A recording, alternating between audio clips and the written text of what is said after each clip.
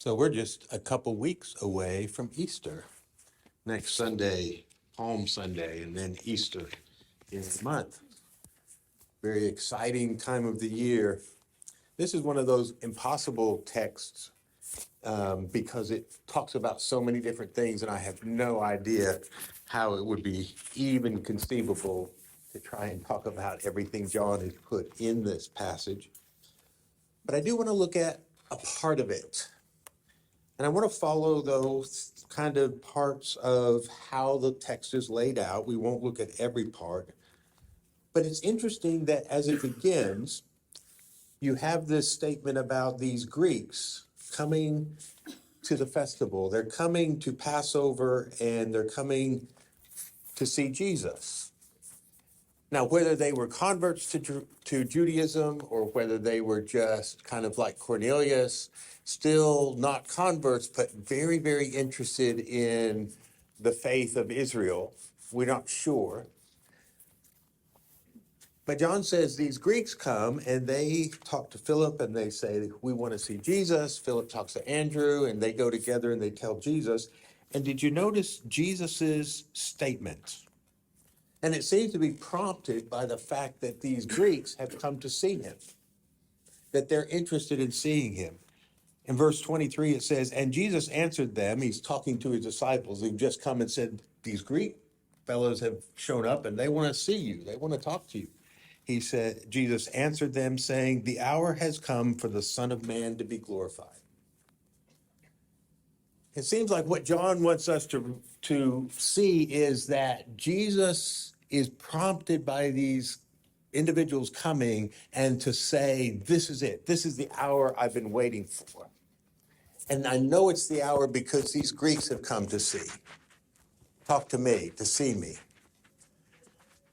Why would John be saying that? Well, perhaps this incident is indicative of the fact, as we've talked about John 3:16 in the last few weeks, that God's love is for the whole world. And maybe what John is laying out is when even non-Jewish people are coming to see Jesus, now it's being fulfilled. God's love for the whole world is being manifest in the ministry of Jesus. It's not just Jewish people who are seeing him as a rabbi, but now Gentiles are coming.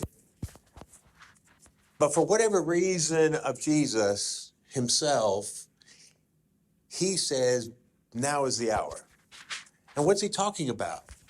Well, he says he's talking about now is the hour to be glorified, for the Son of Man to be glorified. But we also know he's talking about the hour of his death, because he makes that clear just a few verses later, where it says in verse 27, now my soul has become troubled, and what shall I say? Father, save me from this hour, but for this purpose I came to this hour.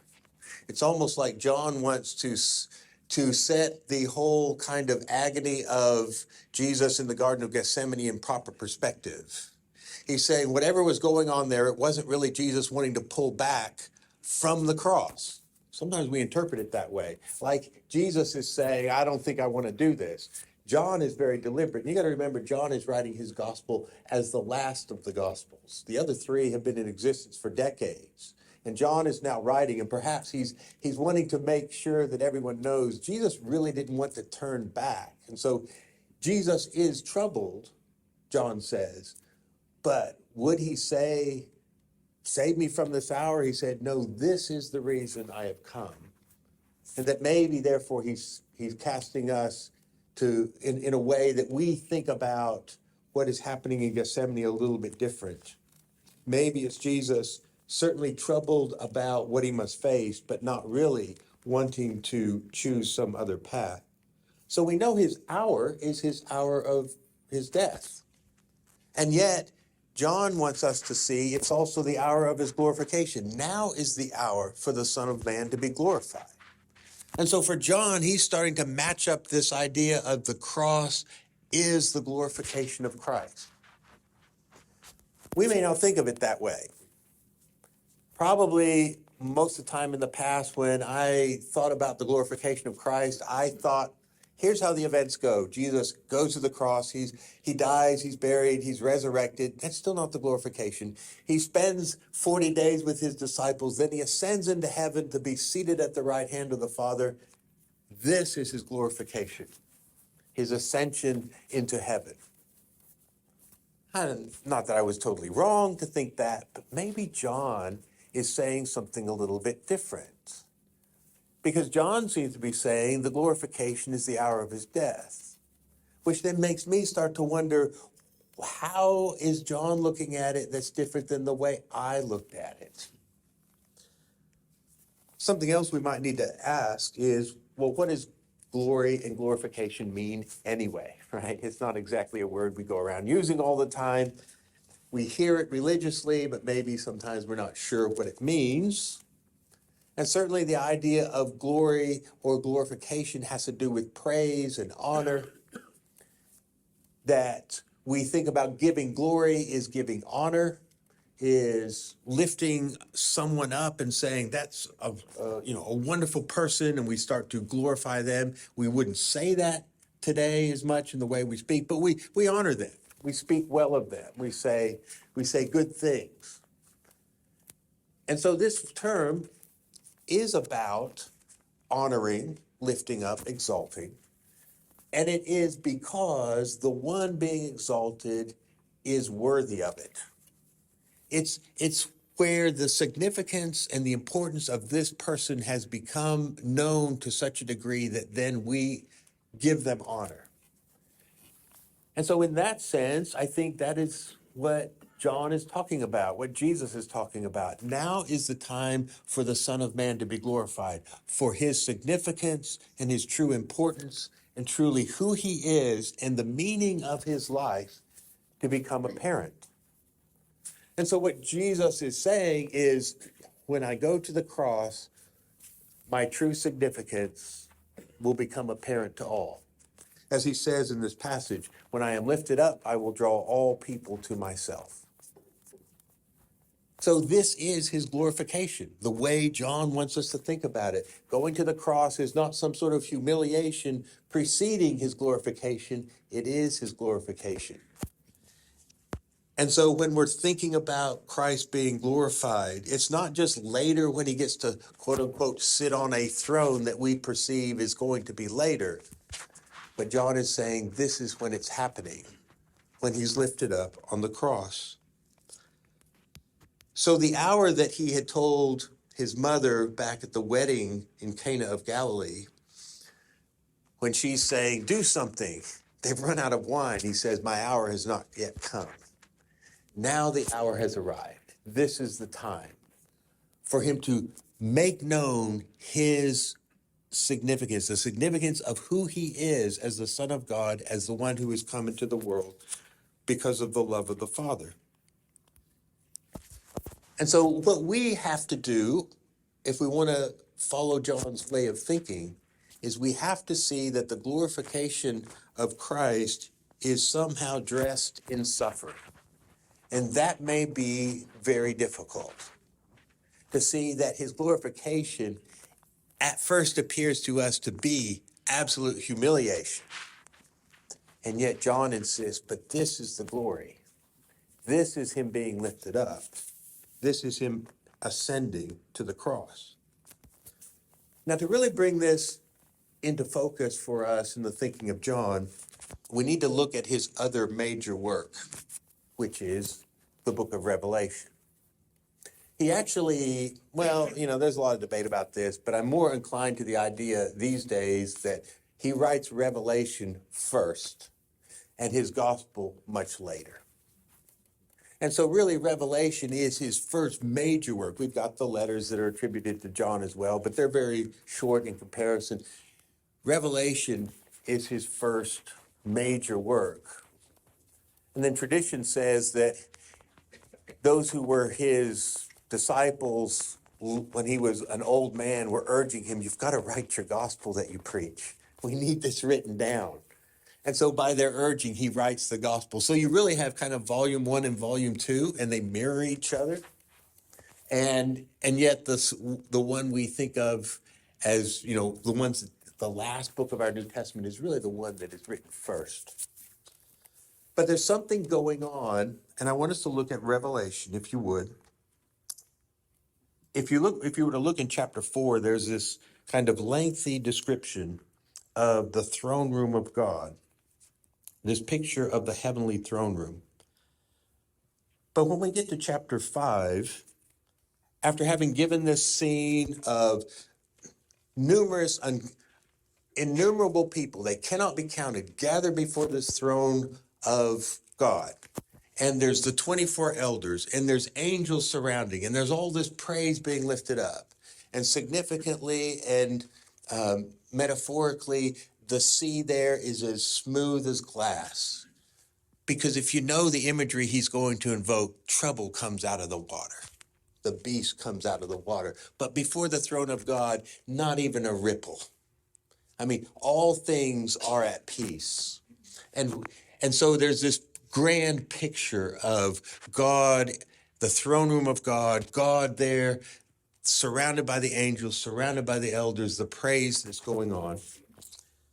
And in chapter 5, notice, if you will, down in verse 6. And I saw between the throne with the 4 living creatures and the elders a lamb standing, as if slain, having 7 horns and 7 eyes, which are the 7 spirits of God sent out into all the earth. Now, John speaks in these symbolic ways, which might really be difficult for us if we're not familiar with the imagery and how he's drawing these images from the prophets of Israel. But here he says, standing there in the midst of the throne is this lamb who is slain, surrounded by the 4 living creatures. The 4 living creatures have shown up in Ezekiel hundreds of years before. In Ezekiel's vision of the throne room of God, he describes this throne surrounded by 4 living creatures, surrounded by angels. And John's picking up all that imagery. And what John is saying is, but the one on the throne is the lamb who looks to be slain. Here's what I think's going on. And this isn't me thinking, this is what I've been told, and it sounds to me like it's very, very accurate.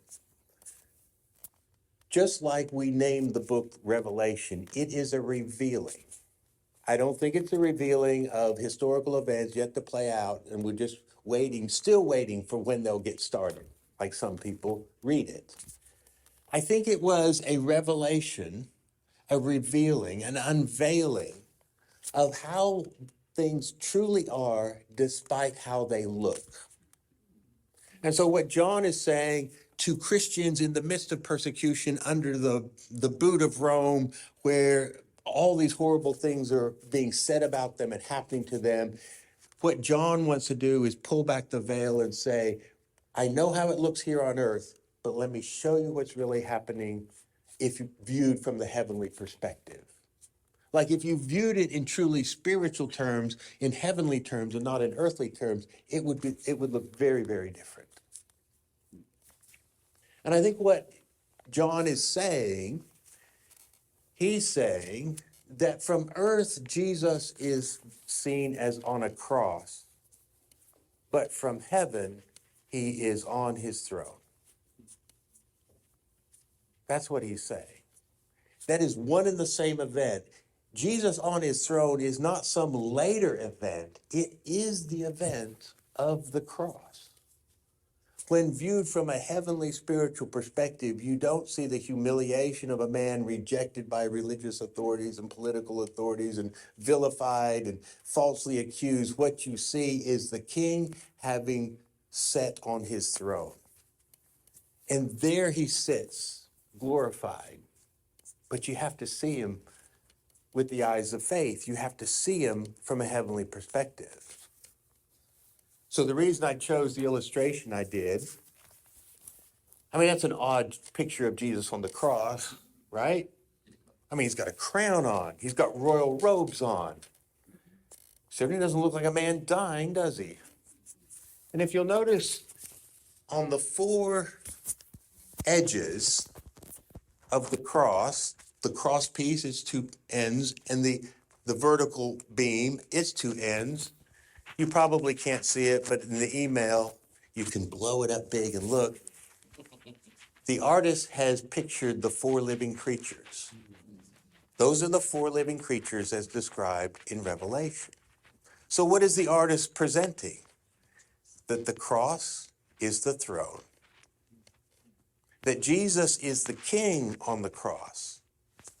Now, I have a YouTube video that I can share with you if you're really interested in the history of Christian artwork and the presentation of the cross. But I was watching this, and it was quite astounding that for the first 400 years, Christians never even depicted Jesus on the cross. It wasn't until the 5th century till we first start seeing Christians presenting Jesus on the cross.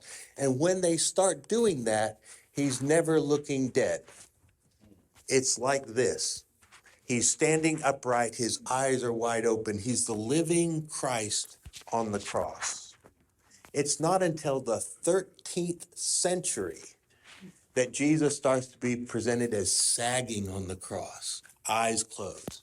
And that doesn't mean that, in other words, basically it took 1,300 years after Christ before people started presenting the cross as a more realistic depiction of the death of someone on the cross. Prior to that, when Christians depicted the cross, they depicted Jesus in terms of the cross and its meaning, not its historical event.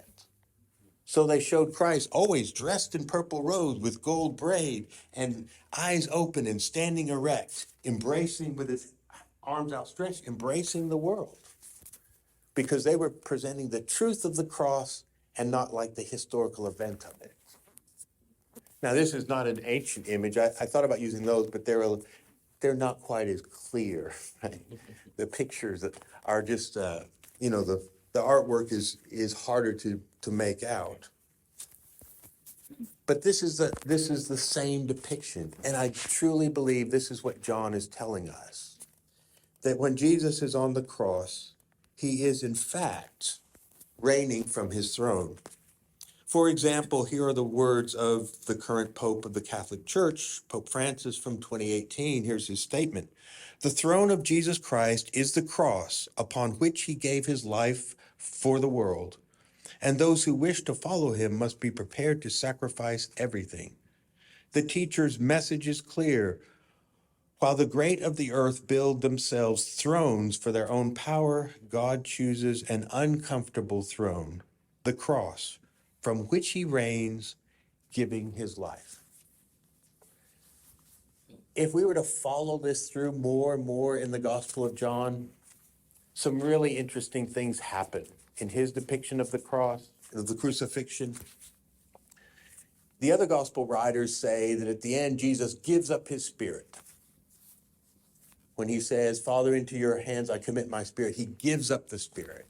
John uses a different word. He says he gives forth his spirit from the cross.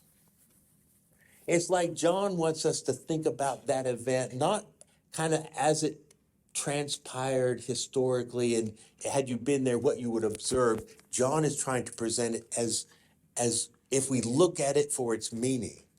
And for John, Jesus on the cross is giving forth his spirit. He's breathing out his spirit upon the world. It is, in some ways, his Pentecost. For John, Jesus on the cross is on his throne, he's glorified, and he's giving forth his spirit. He has ascended the cross that he might now descend in the way that he gives forth his life for the world. So what does all of this mean for us? If we think about, as Jesus says in this passage in John, if we think about the cross as his glorification, then it makes perfect sense that when Jesus says, now is the time for the Son of Man to be glorified, that he starts talking about losing your life so that you might find it. A very familiar theme for Jesus, talking about those who would follow him and will they take up the cross. Because this is not just an incident in the life of Jesus that he gets through in a few hours. This is the eternal life of God as unveiled on the cross, right? God has always been the one who is on the cross.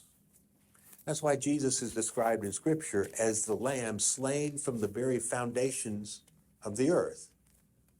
In other words, from the very beginning, God has always been the God of the cross, the God of self-offering love, who desires to forgive rather than to strike back, who does not curse his enemies, but in fact prays for them and blesses them. This is who God has always been. And John says, we never knew it, but finally, when he is glorified at the cross, we see who God always has been and always will be. And in that sense, yes, he is always the Lamb slain from the very beginning. He continues today to be on the cross, not suffering, but reigning. And that his suffering is the way he reigns. What we consider suffering is his pouring out of love. And so then the call for us is to take up the cross. To see this not as something you struggle through to get to something else, but the actual goal to which we aspire. Just like Jesus didn't go through the cross so that he could get to the glory, John wants to say the cross is the whole point. It is the glory, and it is the place from which he reigns. And so when we seek to follow Jesus, we find ourselves called to that same expression of love.